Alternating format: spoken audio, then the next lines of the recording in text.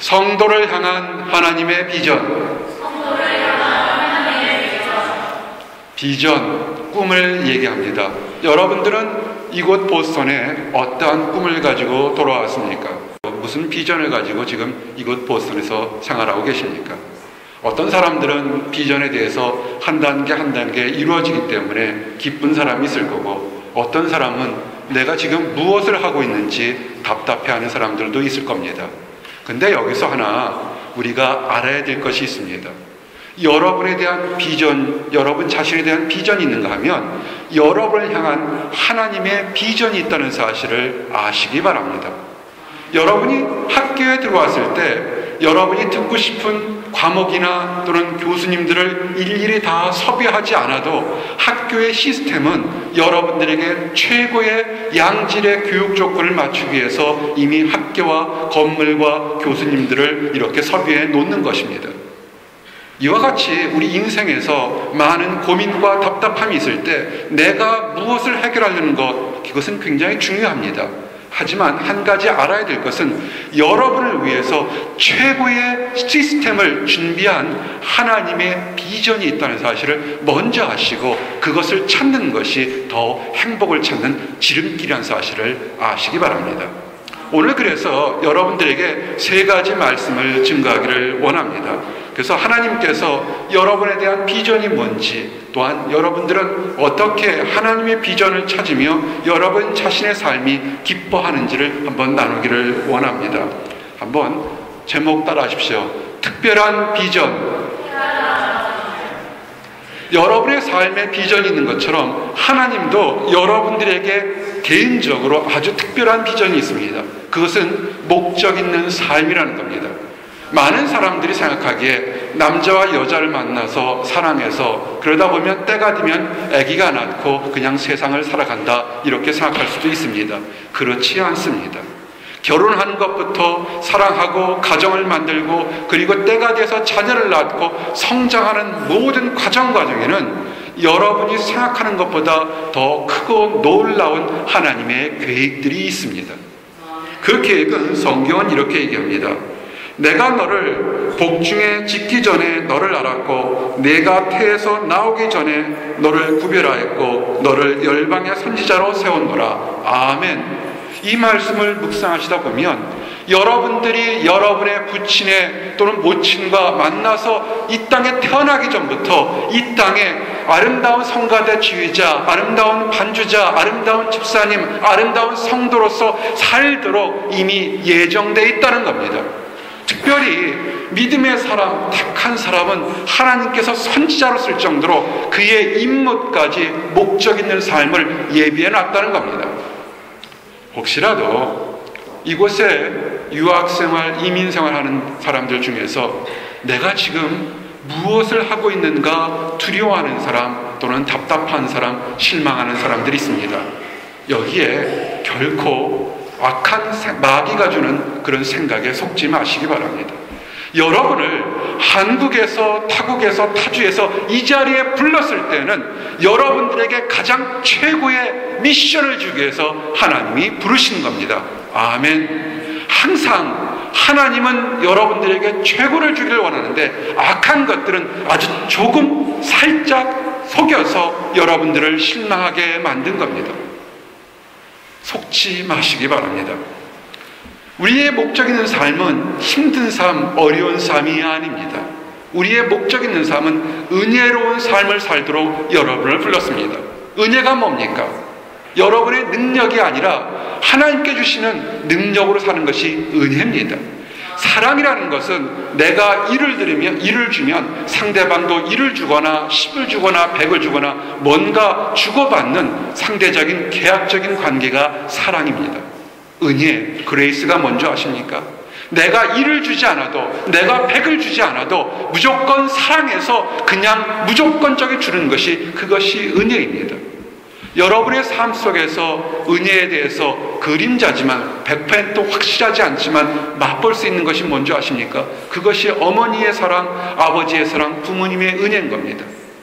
여러분의 부모님들이 여러분을 양육시키고 교육시킬 때 청구서를 냈습니까? 그렇지 않습니다. 부족하든 잘하든 여러분의 부모님 눈에는 여러분들이 자랑스럽고 귀한 존재입니다. 여러분을 이 땅에 불렀던 것은 하나님께서 은혜로운 삶을 살도록 부르신 겁니다. 성경 갈라디아에서 1장 15절에 이렇게 증거되어 있습니다. 내 어머니의 태로부터 약정하시고 은혜로 나를 부르시니 이렇게 됐습니다. 그러면 악한 것들은 어떻게 우리를 속이겠습니까? 세상에 가지고 있는 것, 세상에 뛰어난 것, 그 가진 사람만이 칭찬받는도록 이렇게 우리를 속입니다.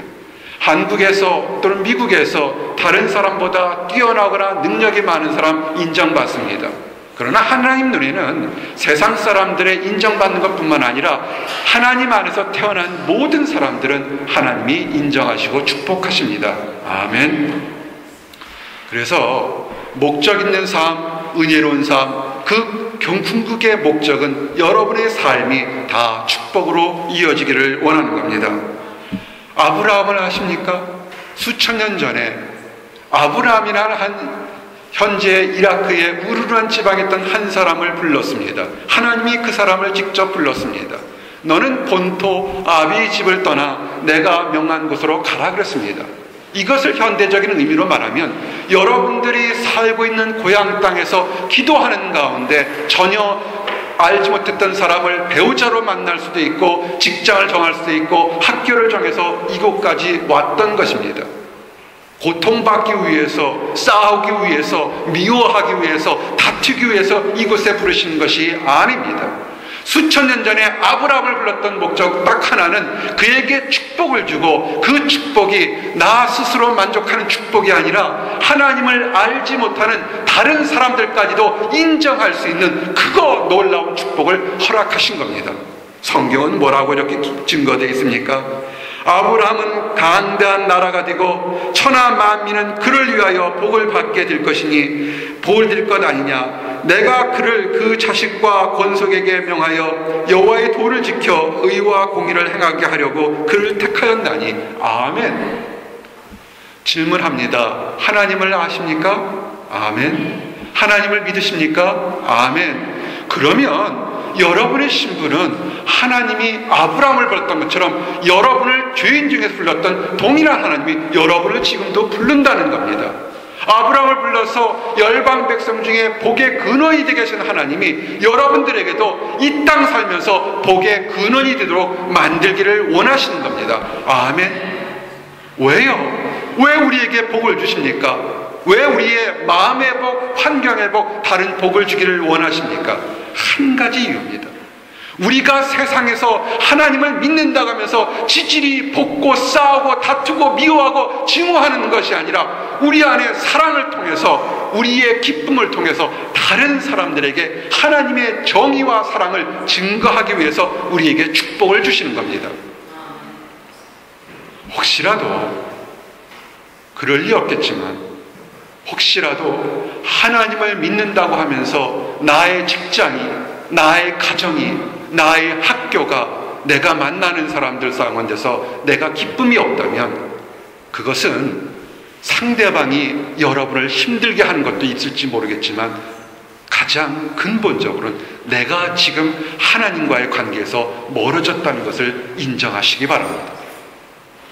세상이 죽을 지경이 된다 하더라도 하나님은 우리에게 축복을 주기로 예정되어 있기 때문에 하나님의 관계만 올바르다면 우리는 다시 기쁨으로 회복할 수 있습니다. 아멘. 따라하십시오. 변장된 축복.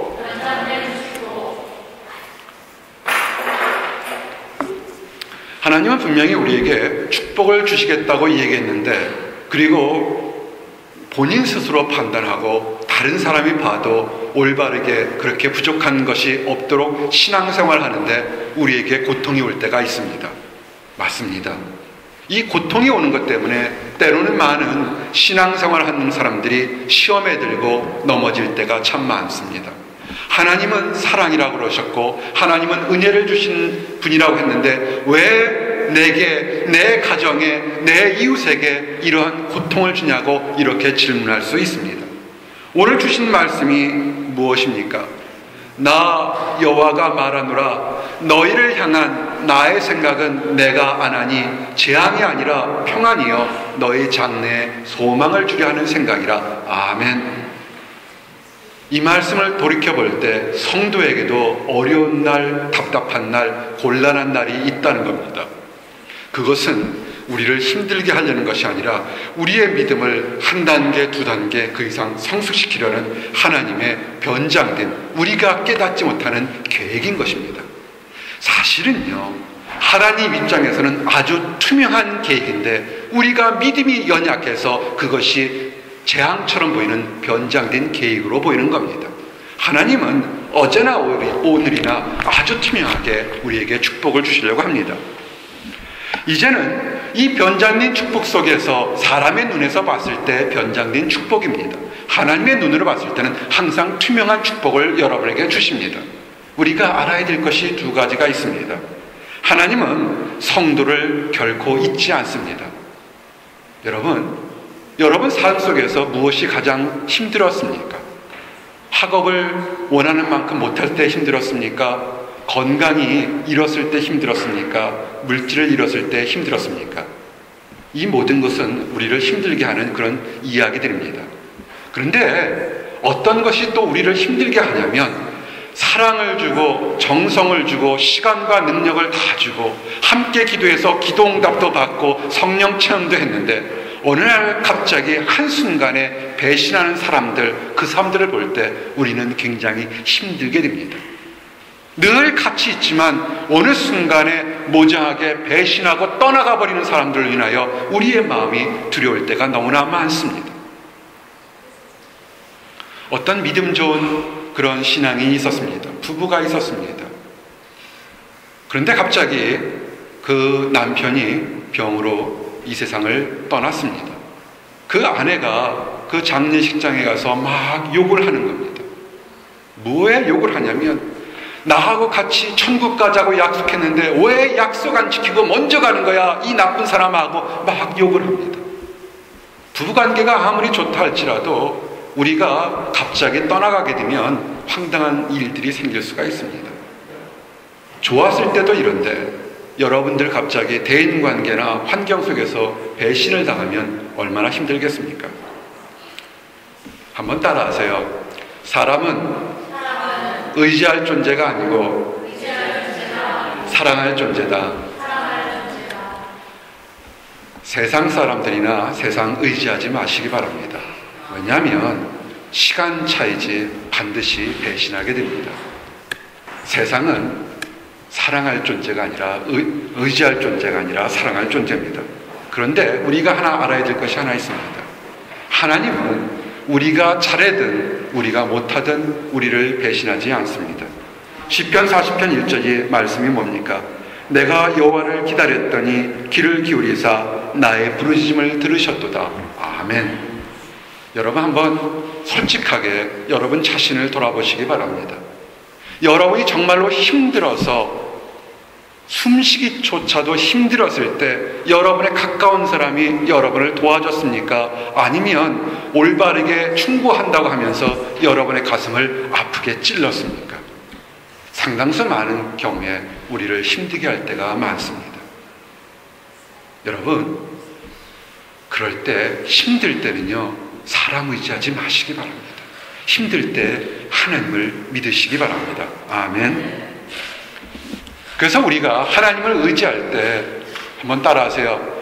절망과 탄식이 기쁨과 구원으로, 절망과 탄식이 기쁨과 구원으로 변하는 단 한 가지는 뭐냐면 어떤 순간에서도 하나님이 나를 사랑한다는 사실을 포기하시면 안 됩니다. 믿으셔야 합니다. 그러면 지금의 절망과 탄식이 하나님 앞에서 기쁨과 구원으로 변하게 됩니다. 시편 저자의 고백이 뭡니까? 우리와 동일한 고백을 했습니다. 내가 기가 막힐 웅덩이와 수렁에서 끌어올리시고 내 팔을 반석 위에 두사 내 걸음을 견고케 하셨도다. 아멘. 누구의 고백입니까? 다윗 왕의 고백입니다.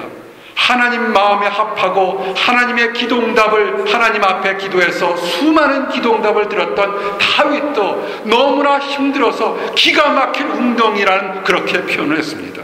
우리의 삶도 마찬가지입니다.